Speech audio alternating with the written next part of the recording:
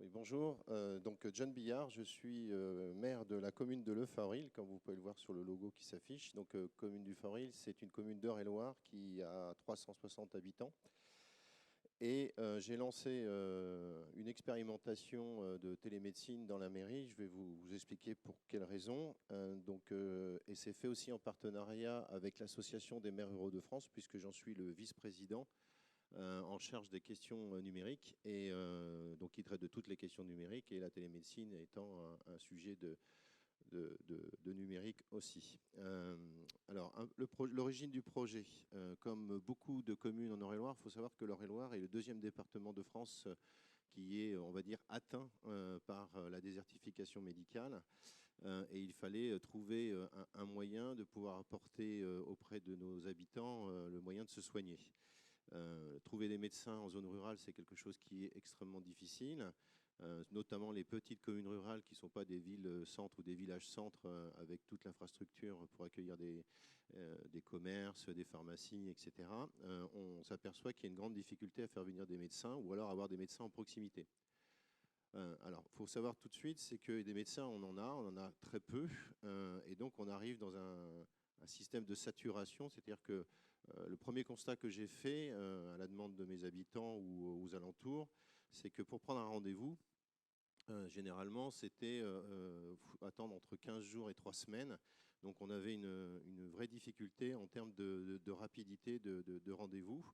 Et donc, j'ai rencontré il y a quelques années une entreprise qui s'appelle H4D et qui commercialisait une cabine de téléconsultation médicale.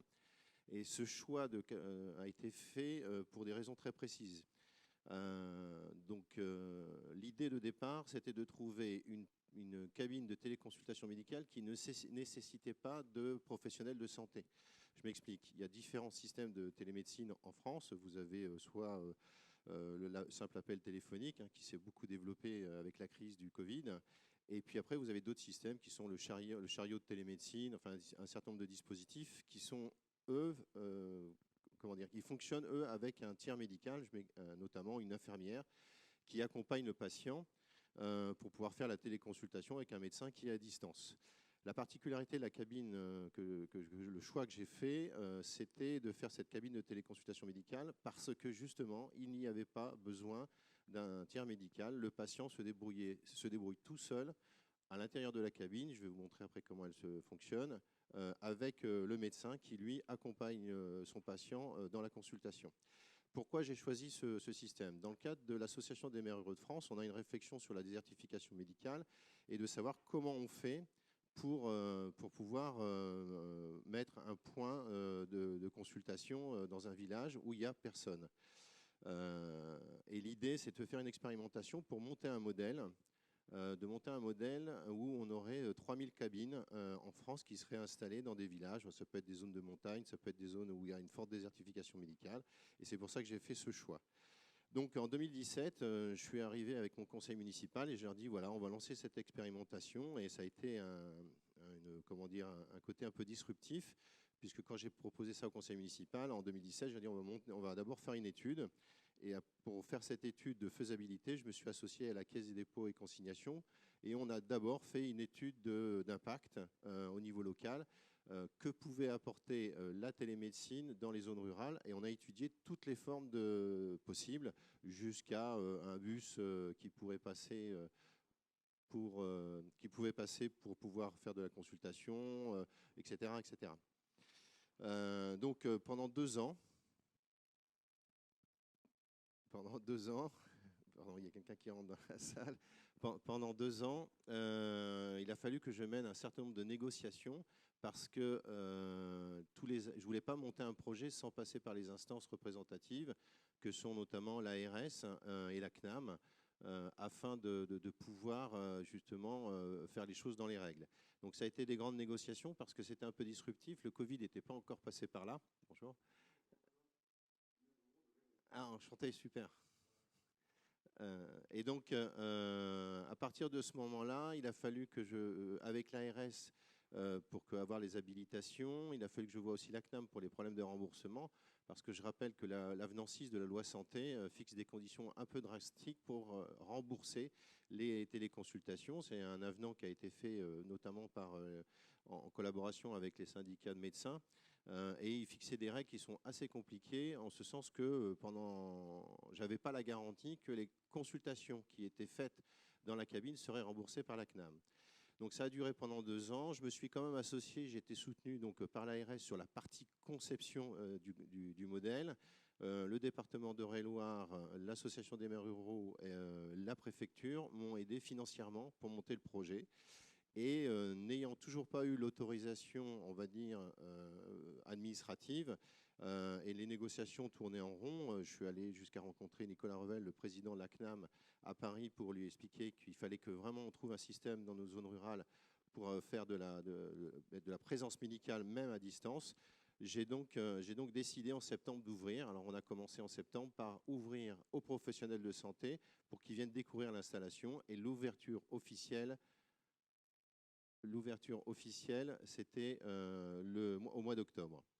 Et on a commencé à partir de janvier à faire une évaluation. Et cette évaluation que je vais vous présenter, déjà on a 1 an de recul. Les résultats se terminera en septembre 2021, puisque le deal, c'est de faire une expérimentation sur 2 ans. Alors là, je vous avais en présentation ma mairie, donc on voit bien que c'est bien une mairie rurale, où on a fait une signalétique même à l'extérieur du village pour montrer que la cabine existe. Donc ça, c'est l'entrée de la mairie avec rendez-vous. Et donc on a aménagé un local spécifique que vous voyez en photo, dans lequel on a installé la cabine, parce que l'endroit doit être évidemment adapté à une consultation médicale. Alors la particularité, c'est que, et c'est le côté disruptif aussi de l'opération, c'est que c'est la secrétaire de mairie qui accueille les patients. Comme je vous disais tout à l'heure, nous, ce qu'on voulait, c'était montrer un modèle qui ne nécessitait pas de professionnels de santé. Donc, en fait, les patients prennent rendez-vous par téléphone ou par Internet en allant sur le site de la commune. Ensuite, ils arrivent à la mairie. La secrétaire de mairie les accueille, les amène dans le local que vous voyez sur la photo à gauche, leur explique comment va se passer la consultation, et ensuite, elle les laisse à l'intérieur de la pièce. Le patient rentre dans la cabine, et au moment où il met sa carte vitale dans la cabine, il est pris en charge par un médecin en visio, parce que le rendez-vous était pris préalablement à l'avance. Alors l'avantage, c'est que comme vous prenez un rendez-vous par exemple à 10 heures et que les consultations sont programmées à l'avance, il n'y a pas de temps d'attente, donc il n'y a pas besoin de salle d'attente. Le patient est pris obligatoirement à 10 heures, puisque le médecin de l'autre côté l'attend. Alors les premiers résultats ont été, ça s'est marqué, ça a commencé tout doucement. Là, on a les premiers résultats. Donc au début, il a fallu faire connaître. Il a fallu faire une grosse opération de communication dans la presse locale. Au niveau de l'intercommunalité, nous avons distribué aussi un certain nombre de dépliants qui expliquaient quel était ce nouveau service. Et puis tout doucement, on a eu des patients. Donc ça a progressé tout doucement. Et à chaque fois qu'il y a une consultation, on demande aux patients de remplir un questionnaire, parce que je rappelle que c'est une expérimentation, donc ce qui veut dire que tout ce qu'ils vont vivre pendant la téléconsultation avec le médecin est extrêmement important pour pouvoir mesurer l'impact. Est-ce que c'est utile? Est-ce que c'est simple? Est-ce que, etc., etc. Et on a à ce jour fait 85 consultations, et vous voyez 58% des questionnaires ont été remplis, 58 questionnaires ont été remplis, à peu près la moitié, un peu plus de la moitié. Ça veut dire qu'il y a une vraie participation des patients. Alors, on a eu une période où ça s'est fortement calmé, c'est pendant la période du Covid. On a eu le même phénomène que les médecins pendant les 2 mois de confinement, c'est-à-dire qu'il ne se passait plus rien, en sachant que dans la cabine, on fait déjà une présélection, c'est-à-dire qu'il y a un questionnaire qui est posé en amont, soit par téléphone, soit par écrit, qui permet de déterminer si le patient peut venir dans la cabine, suivant la pathologie qu'il pense avoir, parce que si c'est vraiment quelque chose de grave, on l'oriente directement vers le service des urgences. Pour information, les urgences par rapport à ma commune sont à 35 km du Favril. Donc voilà, donc vous voyez une progression, et on commence à avoir une progression très forte depuis le mois d'août, tout simplement parce qu'on a tellement peu de médecins qu'il y en a un qui est tombé malade. Et donc, vous allez voir dans les chiffres sur une carte que je vais montrer tout à l'heure, on voit que dès qu'un médecin est absent, ou dès que la période de Noël, vous voyez qu'en décembre aussi, il y a eu une hausse importante de téléconsultation. Pourquoi? Parce que les médecins ont pris des vacances. Les personnes qui venaient à la mairie enfin qui venaient dans la famille, dans le secteur, qui avaient besoin d'un médecin, et qui n'avaient pas de médecin traitant puisqu'ils venaient de toute la France, avaient entendu parler de la cabine et venaient se soigner au Favril. Donc on a depuis à peu près un mois, depuis le mois de septembre, on ne voit pas encore les chiffres là, mais on est en train de doubler le nombre de téléconsultations à chaque jour d'ouverture. L'ouverture, c'est pendant les horaires d'ouverture de la mairie, c'est-à-dire qu'on a le lundi, le mercredi matin et le vendredi. Ce sont 2 jours avec des horaires qui sont, vous allez voir, pas forcément très adaptés, mais on est en expérimentation et je ne peux pas financer un temps supplémentaire à ma secrétaire de mairie, donc je l'adapte par rapport à l'ouverture de la mairie, mais pour le moment ça suffit. On nous demande d'ouvrir plus tard le soir. En fonction de la demande, on fera évoluer. D'ailleurs, c'était des questions que posait l'ARS en disant que ça allait sans doute marcher, mais que l'inquiétude, c'était le volume de visites qui va, lui, augmenter au fur et à mesure. Je pense qu'on va avoir largement un doublement dans l'année 2021. Alors ça, c'est ce que je vous disais tout à l'heure. Dans les questionnaires, on demande d'où viennent les patients. Donc le Favril, c'est, vous voyez, la mairie qui est au milieu. Et ensuite, on leur demande d'où ils viennent, ce qui nous permet de voir à peu près quel secteur on couvre. Parce que dans l'étude qu'on avait fait au préalable, on s'était dit que pour que ça soit viable, il fallait faire prendre un bassin de vie d'à peu près 5000 habitants, parce que c'est un coût assez élevé, et pour avoir un trafic suffisant et rentabiliser, si je puis dire, l'investissement. Donc vous voyez que, par exemple, vous avez sur la droite Courville-sur-Eure, c'est la ville-centre où il y a 3000 habitants, par rapport aux autres communes qui sont plutôt autour de 500 habitants. C'est dans cette commune-là que le médecin est tombé malade. Et vous voyez qu'on a autant de patients qui viennent de Courville, qui se situe à 12 km du Favril, qu'on en a du Favril lui-même, 23%. Mais on voit bien que ça draine tout autour. Alors j'ai même des patients qui sont venus, une personne ou deux, qui viennent des autres villes, notamment de Chartres, qui, je rappelle, à 35 km, parce qu'il y a une vraie difficulté de trouver des patients. Quand on regarde, ce qui est intéressant, c'est le profil, parce qu'au début, quand on a ouvert la cabine, on s'est dit on va plutôt attirer les jeunes populations, en se disant comme c'est du numérique, c'est la nouvelle technologie. Et en fait, on s'aperçoit que non. 41% des utilisateurs ont plus de 60 ans. C'est-à-dire qu'il y a une vraie demande, donc il n'y a pas d'effet générationnel sur l'utilisation de la télémédecine. Et puis, donc vous voyez, 82% des patients tournent autour de 10 km. C'était l'objectif qu'on s'était fixé au départ, entre 10 et 15 km autour de la commune du Favril. Alors, les questionnaires qu'on remplit, ils sont extrêmement importants dans l'usage. Pour comprendre comment ça fonctionne, le patient rentre dans la cabine, met sa carte vitale pour qu'il soit identifié au niveau du médecin qui va être à distance. Alors, le médecin se situe en général ou Paris, ou on en a des médecins bretons et de toute la France, mais plutôt autour des départements autour de l'Eure-et-Loir. Et c'est ça une des grandes difficultés, puisque la CNAM a des accords régionaux avec l'ARS pour accepter les remboursements maladie. Et donc c'est la négociation qu'on a menée dans le cadre de l'avenant 6 pour qu'on puisse prendre des médecins du département, hors département. Parce que s'ils n'étaient pas dans le département ou dans le territoire de l'Eure-et-Loir et de la région centre, il n'y avait pas de remboursement. Ce qui est toujours d'ailleurs une vraie difficulté, parce que comment on peut imaginer demain que si on fait de la téléconsultation, on se limite en termes de distance. C'est comme si demain je disais j'ai une entreprise et je fais du télétravail, mais mon collaborateur, je lui dis de se mettre dans le bureau d'à côté. Ça n'a pas de sens. Soit il est chez lui, soit il est sur place, mais on ne doit pas limiter la distance. Et la deuxième raison, c'est qu'on est déjà saturé en termes de médecins sur l'Eure-et-Loir. Et quand on a monté avec l'ARS un modèle, on a trouvé des médecins pour faire les téléconsultations donc, dans le département pour pouvoir être remboursés.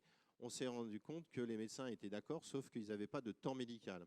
Parce qu'en fait, c'est ça la recherche, ce n'est pas tant de remplacer les médecins qui ne sont pas là, c'est de trouver du temps médical pour pouvoir justement faire des consultations. Alors en termes de satisfaction, on a plutôt un très bon retour, hein, puisque le taux de satisfaction est de 9,62%, enfin sur 10 plutôt, enfin en gros c'est 98% des gens qui passent par la cabine sont très très satisfaits. Et quasiment à chaque fois, ils recommandent à une tierce personne de l'utiliser. Donc on a un taux de recommandation qui est extrêmement important. C'est-à-dire que l'expérience vécue par le patient dans la cabine est excellent. Et on a notamment un taux qui est assez intéressant, c'est que on mesure, on demande à la personne au bout de combien de temps elle a oublié qu'elle n'était pas dans une cabine et qu'elle n'était pas avec un médecin en visio. Et généralement, au bout de quelques secondes, il y a un échange donc visuel avec le médecin. Ils ont complètement oublié qu'ils n'étaient plus avec un médecin en proximité.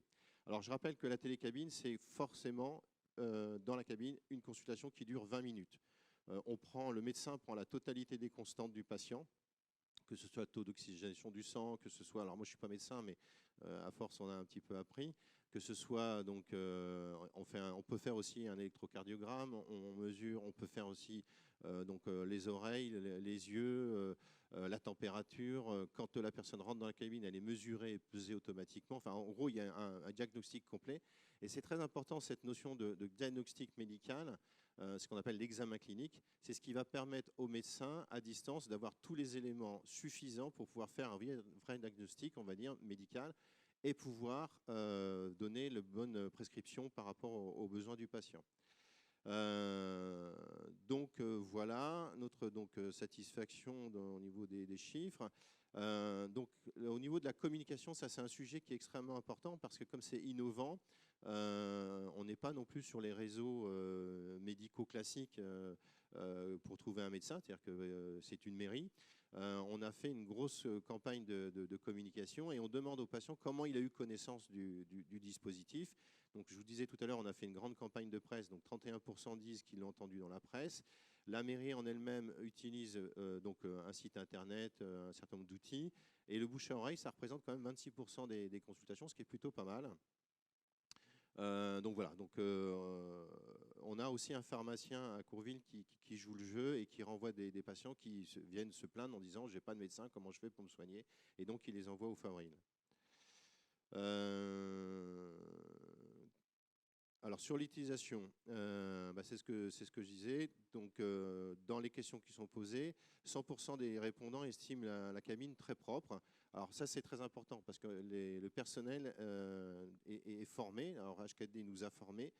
Quand la secrétaire de mairie, elle est la première référente santé, c'est-à-dire que c'est elle qui assure pendant les heures d'ouverture l'accueil et l'accompagnement des patients vers la cabine. En deuxième recours, on a formé une adjointe. J'ai une de mes adjointes qui a été formée aussi, c'est-à-dire que si la secrétaire de mairie est en congé ou absente pour une raison, c'est elle qui prend le relais. Et en troisième recours, c'est moi-même, en tant que maire, qui accueille les patients. Ça a été notamment le cas à Noël, où on a fermé la mairie pour les vacances de Noël, sauf la télécabine. Et c'est moi qui ai assuré la prise de rendez-vous, parce que quand un rendez-vous est pris, je reçois une notification sur mon téléphone portable qui me dit tel jour à telle heure, un patient arrive. Donc voilà, donc ce qui me permet de préparer la cabine, de la nettoyer et d'assurer le suivi derrière. Alors, la particularité, c'est que comme il n'y a pas de médecin en face du client, c'est le patient qui utilise les outils. Et donc là, les médecins sont formés pour accompagner le patient. Et donc, ils utilisent eux-mêmes les outils. Quand il faut qu'ils prennent leur tension, le médecin leur dit voilà comment ça se passe. Quand il faut faire un fond de gorge, tout est montré en visio. Et c'est le patient qui participe lui-même à sa consultation avec tous les outils médicaux. Et ça, c'est un phénomène assez intéressant, c'est parce que quand ils sortent de la cabine, ils nous disent que c'est la première fois que quand on fait un fond de gorge, par exemple, pour voir si on a des amygdales qui ne sont pas trop abîmées, donc le patient, lui, voit même sur l'écran, il voit le fond de sa gorge ou le fond de son oreille. Donc il participe complètement à la consultation, ce qui fait qu'il ressort assez satisfait parce que généralement le médecin vous consulte mais il ne vous dit pas tout ce qu'il a vu, alors que là il partage avec vous. Donc il y a une vraie collaboration sur la consultation. 100% des répondants estiment que les instruments sont très faciles. Alors, il y en a certains, honnêtement, c'est pas toujours très simple, mais ça fonctionne. Donc les explications qui sont données sont plutôt très claires. Et puis après, vous avez un contexte, l'ergonomie même de la cabine telle qu'elle est faite fait que vous êtes dans un espace sécurisé. C'est étudié aussi pour pas que vous soyez, comment on va dire, claustrophobe. Donc c'est fait de façon, tout a été étudié.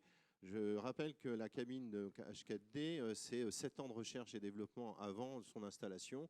Donc voilà. Alors c'est là où je vous disais tout à l'heure, avez-vous réussi à oublier la distance avec le médecin? C'est quelque chose d'important. Et donc 88% disent que oui, dès la première seconde ou très rapidement. C'est-à-dire que globalement, on a vite oublié que le médecin n'est pas avec nous. Bon, 8%, etc. Et là, après, c'est ce on a quelques chiffres aussi. Dans quel cas d'utilisation selon l'âge? Alors, évidemment, on ne rentre pas dans le détail médical. C'est-à-dire qu'il y a le secret médical, il est entre le médecin et le patient à l'intérieur de la cabine. Nous, en tant qu'élus, on n'a aucune information. Ça reste du domaine médical, mais on a quand même quelques demandes. 38% des plus de 60 ans l'utilisent dans le cadre d'un suivi d'ALD. Et d'autres tranches d'âge l'utilisent majoritairement dans 73% des cas pour un événement isolé. On a eu une période où on était beaucoup dans le renouvellement de médicaments, parce que des fois, pour renouveler un médicament, attendre plus de 3 heures, ou allez, je vais exagérer, 1 heure dans une salle d'attente, alors qu'un renouvellement, ça va très vite. Donc, ils passent dans la cabine puisqu'ils savent que ça va assez vite. Un autre élément important. S'il n'y avait pas eu la cabine, qu'est-ce qui se serait passé? Dans 44% des cas, ils se seraient soignés. En fait, ils auraient fait de l'automédication sans avis médical, ce qui est quand même un chiffre assez important. Et dans 36% pour les plus de 60 ans, on aurait eu recours au service des urgences. C'est-à-dire qu'on peut dire aujourd'hui que dans un tiers des cas, le patient n'a pas été au service des urgences. Et je vous raconterai une petite anecdote. On a eu 3 cas de patients qui sont venus faire une consultation dans la cabine, qui avaient des caractères graves et qui ont été pris en charge parce que le projet, c'est pas qu'un projet de j'installe pas seulement ma cabine dans la mairie et puis je laisse se débrouiller avec le patient. Il y a derrière une coordination médicale, c'est un projet médical au niveau du département. Et donc, dès que le patient présente une moindre difficulté qui nécessite un vrai recours médical, en ce sens qu'il faut qu'il aille aux urgences, le médecin dans la cabine, lui, fait de la coordination, appelle le service des urgences, prépare l'arrivée du patient à l'hôpital. Et le patient, donc, dans 2 cas, c'était un proche qui a emmené le patient à l'hôpital de Chartres. Dans un cas, c'est les pompiers qui sont venus le chercher. Le patient arrive au service des urgences, il est pris en charge immédiatement puisqu'un diagnostic médical a déjà été fait et donc il peut immédiatement être pris en charge et soigné. Donc on a sauvé même une vie sur un problème cardiaque assez grave grâce à cette cabine. Donc là, quelques commentaires qu'on demande que les patients nous disent un petit peu comment ça s'est passé. Sur la satisfaction, donc beaucoup nous disent qu'il faut installer ce type de cabine dans tous les aires médicaux. C'est l'objectif. L'objectif, ce n'est pas de remplacer les médecins. L'objectif, c'est de faire des postes avancés qui permettent justement à des patients dans la ruralité de trouver un point d'accès pour pouvoir faire une consultation rapide. Dans 80% des cas, on est en capacité de le soigner. 20% qui restent, là par contre, c'est plutôt du service des urgences ou un vrai médecin, mais enfin 80%, c'est quand même important. Donc ils sont toujours très bons services, très satisfaits, système parfait pour dépanner. Donc on voit bien que c'est un système qui peut être un poste avancé rural avant d'aller voir les services d'urgence qu'on sait aujourd'hui qui sont très saturés. En ce qui concerne l'information sur le service, là c'est la question de fond. Il faut qu'on communique plus. Alors vous savez qu'en santé c'est compliqué de communiquer puisqu'on ne doit pas faire de publicité. Ceci dit, nous on apporte un service et non pas, on ne fait pas de la publicité. Donc on est en train de réfléchir pour avoir un référencement sur Google. Enfin on est en train de réfléchir pour pouvoir communiquer encore plus en sachant que c'est la communauté de communes aussi qui regroupe à peu près 20 000 habitants qui fait de la communication dans sa lettre d'information aux habitants. Et puis ce que je vous disais tout à l'heure, ça marche tellement bien et je pense qu'on aurait un trafic bien plus important si on ouvrait là où les cabinets médicaux ferment, c'est-à-dire le soir ou le samedi matin. Mais là, ça va nécessiter une autre organisation et un coût pour la commune qui est plus élevé puisque ça nécessitera d'avoir une personne en permanence. Donc voilà, je suis sorti de la présentation. Maintenant, je suis à l'écoute pour vos questions.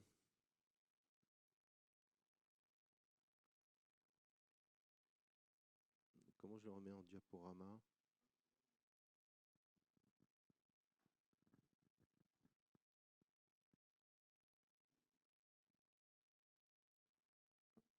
Vous m'entendez? Oui, oui. Est-ce que vous avez des retours d'autres mairies qui auraient installé ce type de système ou qui envisagent de l'installer? Alors déjà, j'étais la première mairie à le faire en France. Donc aujourd'hui, je suis plus un espace de visite. J'ai énormément de visites de collègues en France qui viennent. Donc j'ai pas de retour statistique sur l'utilisation. On est à peu près en région parisienne, il y a une commune qui l'a installé tout récemment. Par contre, j'ai beaucoup de collègues qui m'appellent en France pour que je leur explique comment ça fonctionne. J'ai par exemple aussi le conseil régional, le conseil départemental pardon, de l'Ain, le président du conseil départemental de l'Ain, donc, qui a fait les 600 km pour venir voir au Favril comment ça fonctionnait, puisque lui veut monter une expérimentation à l'échelle départementale, c'est-à-dire qu'il veut installer 3-4 cabines dans son département, justement pour faire une échelle beaucoup plus large d'expérimentation. Donc aujourd'hui, il y a les retours. Alors, HKD installe des cabines principalement dans des grandes entreprises. Donc ça veut dire que dans le domaine privé, là on est sur du domaine public. Donc on a depuis un an plusieurs projets en cours. Et là, il serait plus à même que moi de répondre. Mais on est tout au début de l'expérimentation. Donc je pense que ça va se développer. Alors, je ne mets pas en opposition tous les systèmes, hein. Il y a plusieurs systèmes. Moi, j'ai choisi le système HKD avec la téléconsulte de HKD qui est vraiment particulière pour ce que j'expliquais tout à l'heure. Après, il y a d'autres systèmes, des chariots de télémédecine dans des espaces accompagnés d'une infirmière. Enfin, tout est envisageable aujourd'hui. On a aussi, je sais qu'ils ont installé la cabine dans les EHPAD. Qui permet de faire sans avoir à faire déplacer la personne âgée. Donc on peut lui faire une téléconsultation à distance, suivie par leur médecin aussi. Donc la difficulté, c'est de trouver justement les médecins qui font les consultations pour le compte de H4D. J'ai une autre question. Techniquement, quelles sont les ressources nécessaires pour pouvoir installer une cabine en termes de connexion par exemple, Internet? Est-ce que c'est gourmand? Voilà, parce que qui dit désert médical, des fois dit fracture numérique. C'est évidemment une bonne question. Alors, la cabine, elle est donnée pour pouvoir faire de la visio et des mesures, des constantes justes, hein, parce que l'objectif, c'est d'avoir des mesures de constance extrêmement précises. Un disque avec 8 mégabits, donc même avec du VDSL, ce qu'on appelle du ADSL accéléré, on peut le fonctionner. Il se trouve que moi, j'ai une commune qui est fibrée, donc j'ai la fibre optique, ce qui fait que j'ai un très haut débit. Mais il faut qu'à l'autre bout, le médecin soit aussi, lui, avec un débit suffisant. Les seuls éléments de difficulté qu'on peut avoir parfois de connexion, notamment au niveau de l'image, c'est justement parce qu'on a des médecins qui font du télétravail, qui sont dans des endroits où il n'y a pas un gros débit. Donc voilà, en fait, il n'y a pas que la cabine qui doit être connectée à la fibre optique ou avec un bon débit. Il y a aussi le médecin de l'autre côté qui doit aussi être connecté en bon débit. Mais franchement, sur la petite centaine de consultations, on a peut-être eu 2 difficultés. Voilà, et on est là, on est en présentiel pour justement, soit on reprend un autre rendez-vous, on décale. Enfin, il n'y a pas de difficulté particulière. Évidemment, il faut un accès Internet, ça c'est évident. Une dernière question. Pour votre commune, maintenant, là, vous avez fait une phase test. C'est quoi les prochaines étapes? Alors, la phase test avait encore duré 1 an. L'objectif, puisque c'est un projet que j'ai mené, je vous rappelle, dans le cadre de l'Association des maires ruraux de France aussi, donc on doit faire un rapport complet de diagnostic sur le sujet. C'est pour ça que vous voyez sur la présentation Diagonal Conseil, qui est un cabinet extérieur spécialisé dans le domaine de la santé, parce que moi je ne suis pas compétent en termes de médical, pour faire un vrai rapport complet sur l'avantage, inconvénient de ce dispositif. Et donc qui doit être présenté notamment via l'Association des maires ruraux de France, qui participe au financement d'ailleurs de cette étude, pour monter le modèle et le partager avec l'ensemble des adhérents de l'AMRF en France. L'AMRF, ça représente à peu près 15 000 communes en France. Donc ça va nous permettre aussi d'accompagner nos collègues qui sont aussi très fortement en difficulté de présence médicale. Donc là, pour le coup, on va encore faire 1 an, parce que vous avez vu que ça démarre tout doucement. On voit bien que ça s'accélère. Et quel modèle on monte après pour pouvoir assurer un financement, parce que c'est un budget assez conséquent quand même de fonctionnement. Généralement, c'est des questions qui vont arriver. Le financement, j'imagine. Vous pouvez y répondre. Alors le coût, voilà. Voilà, alors l'investissement, c'est pour ça qu'on a fait le choix de l'acheter, la cabine. La cabine en elle-même, donc c'est de la haute technologie, c'est environ 100 000 euros d'investissement. Dans le contexte d'aujourd'hui, et j'ai cru comprendre que dans le cadre justement du plan de relance, il va y avoir des aides financières sur le sujet. Donc en termes d'investissement, on peut financer la cabine à 80%. Le 80%, c'est la limite maximum que peut être subventionné un projet dans une commune ou une collectivité territoriale en général. Après, le coût de fonctionnement, c'est là où c'est un peu un vrai sujet, puisque nos communes, notamment rurales, on n'a pas des budgets de fonctionnement extensibles. Et c'est exactement ça, avec la Caisse des dépôts et consignations, en lien avec la CNAM, qu'on essaye de modéliser, parce qu'aujourd'hui, c'est un coût environ de 1 500 euros par mois pour le fonctionnement. Donc derrière ce coût de 1 500 euros par mois, alors après il y a plusieurs modèles de fonctionnement et de financement, mais ça c'est H4D qui négocie avec les collectivités, c'est pas moi, qui permet justement de trouver quelle est la bonne jauge en fait en termes de coût service. C'est évidemment pas gratuit. Nous, ce qu'on aimerait bien, c'est faire en sorte que la CNAM participe, parce que la CNAM c'est la clé, hein, financement de la sécurité sociale, donc c'est la clé. Parce qu'on va derrière éviter un certain nombre de choses qui sont les déplacements, donc les déplacements des patients vers le service des urgences. On va faire moins de trafic. L'idée, c'est de faire moins de trafic dans le service des urgences. Vous avez vu, 30% des cas, ils auraient été aux urgences.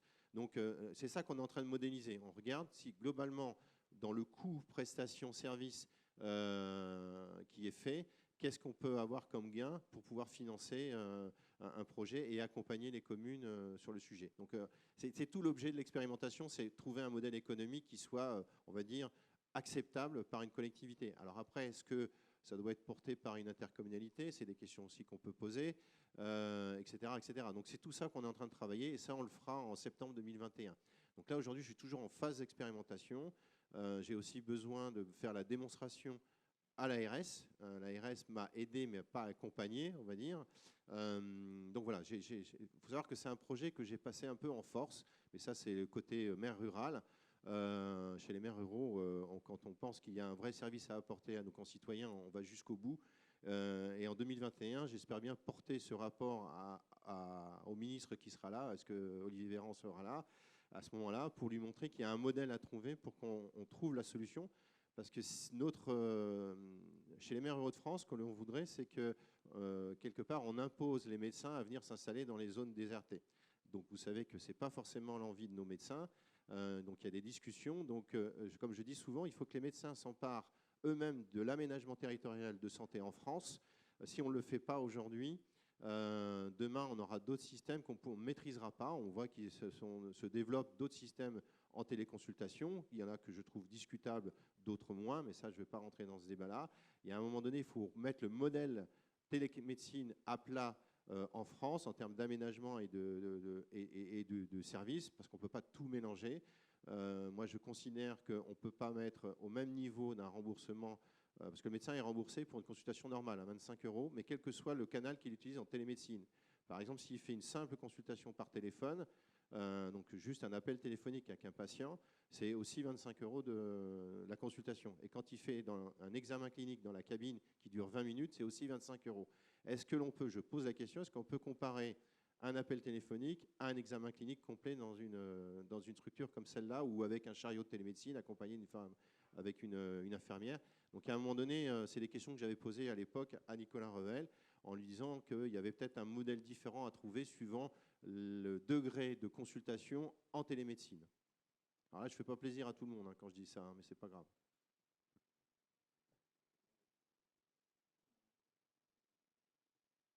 Vous avez une question peut-être? Attendez, on va vous donner un micro.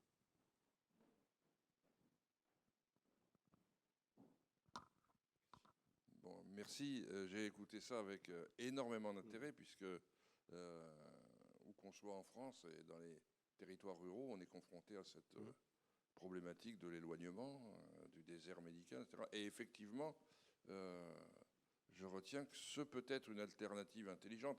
Quand je dis intelligente, ça ne veut pas dire que ce sera compris par toutes les grandes administrations, hein. Je pèse mes mots parce qu'il y a assez longtemps aussi que avec des collègues, on essaie de pousser des projets qui paraissent innovants et qui heurtent des habitudes, des dogmes, des procédures, des règlements, etc. Donc c'est vrai que je trouve ça formidable que ce soit dans une commune rurale qu'un maire et son conseil aient pris ça à bras-le-corps et qui prouve le mouvement en marchant, parce que manifestement, bon, sous réserve que l'étude démontre ça marche. Bon. Bon.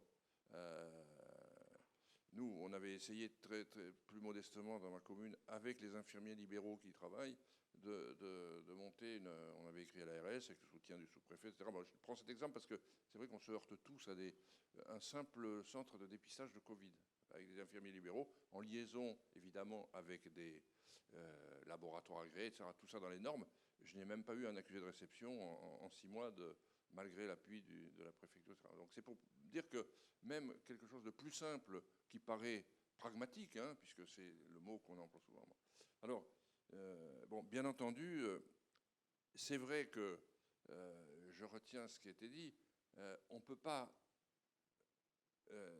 définir le projet en fonction simplement de son coût réel.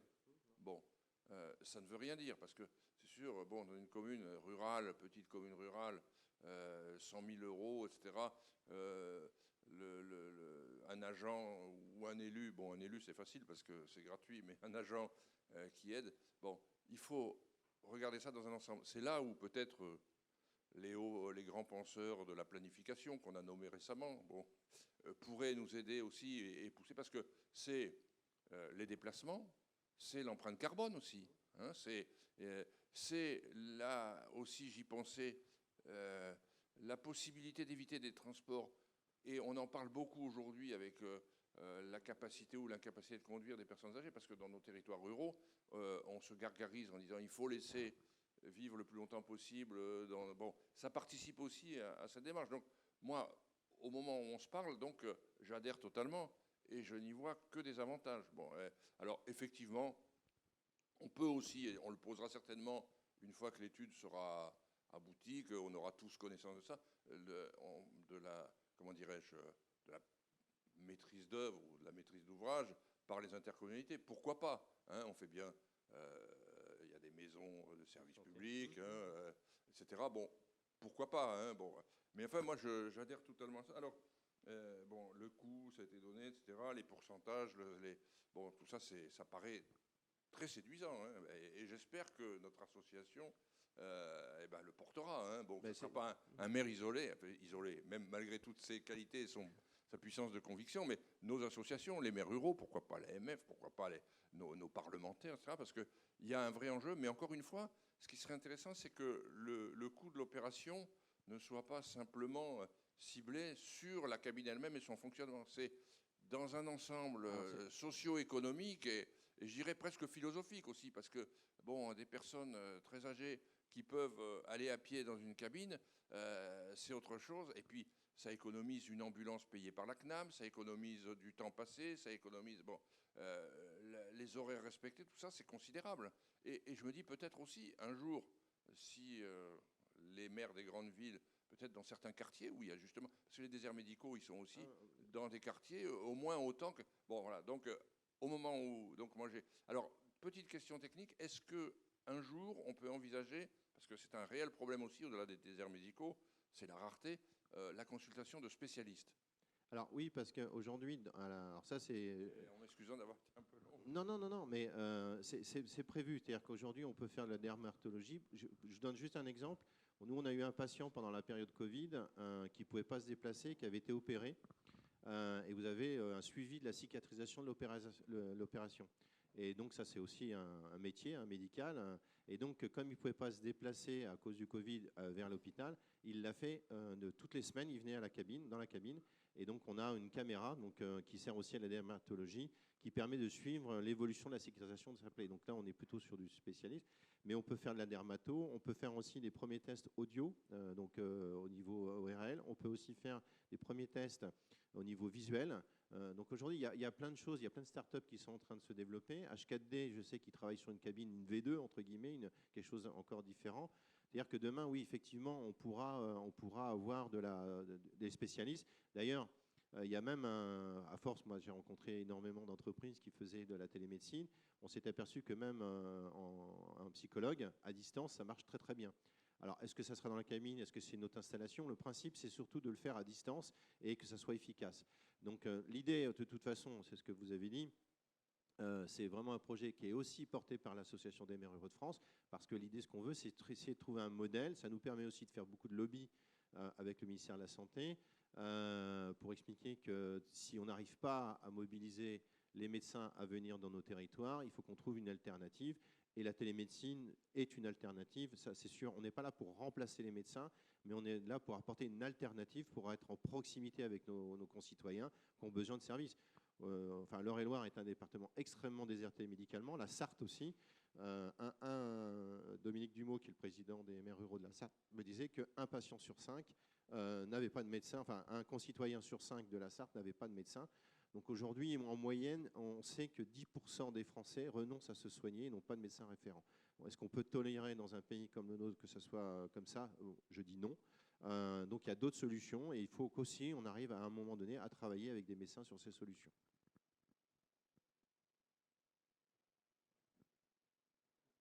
C'est bon? Une question. Une question sur Internet. Vous annoncez 1 500 € de fonctionnement par mois sur la base actuelle d'une centaine de consultations. Oui. S'agit-il uniquement de frais personnels? Je suppose que non. Quels sont les frais de maintenance avec le fournisseur? Voilà, en fait, ça comprend tout ça. Ça comprend les mises à jour des logiciels de consultation, ça comprend le matériel, parce qu'à l'intérieur de la cabine, on a tous les outils, hein, le fameux bâton qu'on met dans la gorge, tout ce qui est protocole sanitaire, hein, donc le bonnet, après je ne connais pas les noms en détail, mais il y a tout ce qui est désinfectant. C'est un local qui est extrêmement, qui doit être extrêmement propre, et c'est pour ça qu'on pose la question. Donc l'entretien sanitaire est extrêmement important du dispositif, et donc on utilise beaucoup de produits. Merci. C'est bon.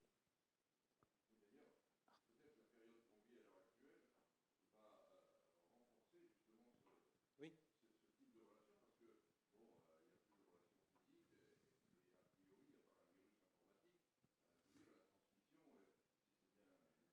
Alors, sur la partie Covid, la difficulté qu'on a, c'est par rapport à la secrétaire de mairie ou l'adjointe qui vient faire le protocole de nettoyage. Donc là, c'est autre chose. C'est-à-dire qu'il ne faut pas... effectivement, on protège le médecin puisqu'il est à distance par rapport à la personne. Donc là, pour le coup, c'est un peu différent. Mais donc voilà, oui, ça fait partie des questions. Il faut savoir qu'on ne prend pas tout le monde, hein. Au moment où vous prenez rendez-vous, on vous pose des questions, que ce soit numérique ou que ce soit par téléphone, parce qu'on va évaluer le fait que la cabine peut apporter le service médical. Mais je vous dis que dans 80% des cas, une angine, une bronchite, on a soigné, enfin des gens qui, parce que même si on n'a pas le droit de savoir pourquoi ils viennent, ils nous le disent spontanément, des sciatiques, enfin tout est possible, hein. Alors, après, ça n'empêche pas, vous savez, un médecin, aujourd'hui, quand vous allez chez le médecin, et après, il vous renvoie chez un spécialiste, hein. Donc, c'est pour évaluer la maladie.